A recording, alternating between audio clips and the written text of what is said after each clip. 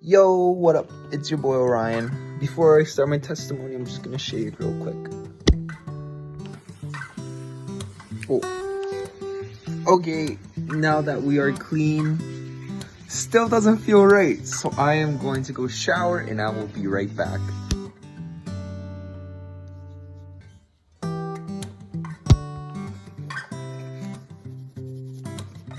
Okay, now we can start.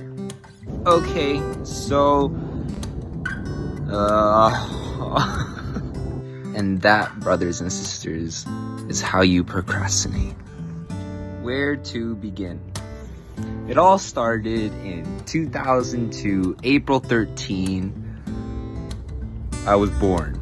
And then 2 months ago, Peter asked me, "Hey Orion, you want to share your testimony?" And I was like, "Sure." This was 2 months ago.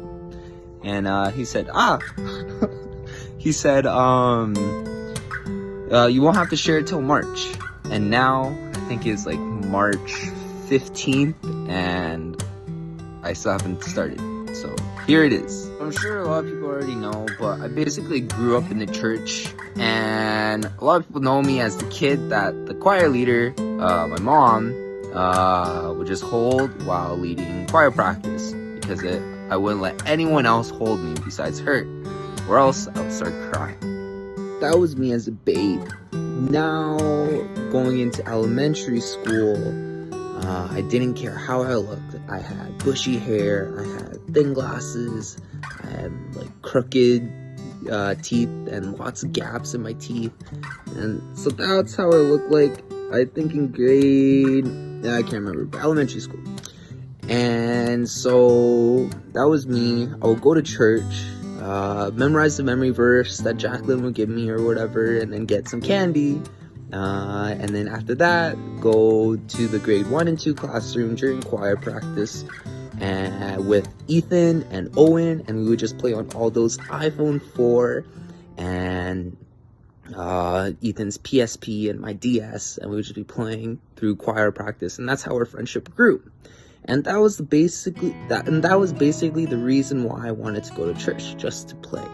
So then a miracle happened, and I graduated elementary school, and I'm going into high school with the same mentality of just wanting to play every single day. And life was great. It was amazing. I was the popular kid at school. I was playing sports pretty much every single day, and I had really little faith. Kind of just prayed just because my parents told me to, and didn't think much about church. Then, as I was cruising through high school, when I was in grade 10, on February 23rd, 2018, my mom passed away, and I was devastated. I remember it was just a normal night. I kissed my mom goodnight, and I went to bed not knowing it would be the last time I would see my mom on this earth. That morning changed my life. I remember waking up to my dad, running to my room, and saying, "Quick, come help, mom's on the ground." So I ran to my parents' room, and I saw my mom on the ground, and I was so scared. Right when I saw my mom, I said, "Mom, I love you." And in my head, I started to pray and went straight to God for help.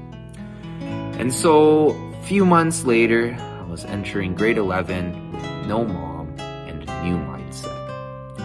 I didn't want to be at home because home was where I would get sad, because everything in the house would bring back memories of my mom. And that is when this world and my friends started to influence me. Then when I entered grade 11, I blazed for the first time, and it started from once a month to once a week to every single day. And before school, during school, after school, whenever I had the chance. And I will go out to go drink and party whenever I could. All my friends in high school were just like me, trying to get slammed. I realized that I started to dig a hole for myself, because I would come home drunk and high, and I would be too scared to tell my dad. And it got even worse. I would tell my sister everything, but I stopped telling her what I was doing with my friends. Through it all, I kept praying and asking for forgiveness to God, but I wasn't changing. So, I started to blaze in September of grade 11. And in December of grade 11, a couple months after that, Peter Ty calls me and was like, "Hey, what's up, man? How you been?" and stuff like that. And I don't know what happened, but out of everyone, I told him that I blazed, and he went straight to the book of James and told me that I was wavering like the waves tossed in the wind. And he also asked me who my 5 closest friends were, and that hit me. I thought about it, and my 5 closest friends all smoked, drank, slept with a lot of girls, or at least tried to. And that was when I realized I needed to change. And so my faith started to grow. Peter gave me these verses to write down and put on my wall, and that started my journey of reading God's Word. It started off pretty slow because they were all my closest friends, and I had to get away from them, but I didn't know how.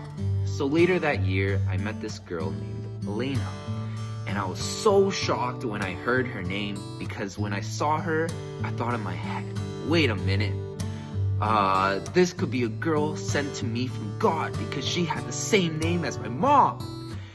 She was a Catholic Spanish exchange student, and with that thought in my head, I started to talk to her more and more and got to know her. It was a perfect excuse to not hang out with my friends that were drinking and blazing all the time. So I started to find a way out of a hole that I dug for myself. Then later that year, 2 weeks before she went back to Spain, I asked her out and she was my first girlfriend, and I was in love. Then December that same year, I went to Spain to go visit her family and get to know her and everything like that. Everything was great, but the one problem was that she wasn't Christian. And I knew that my parents told me to marry a Christian, but I didn't think much about it before asking her out. As our relationship grew, I started to spend more time with her than with my friends from high school. And I started to get closer with the people from church. And as I got closer to the people from church, that also drew me closer to God.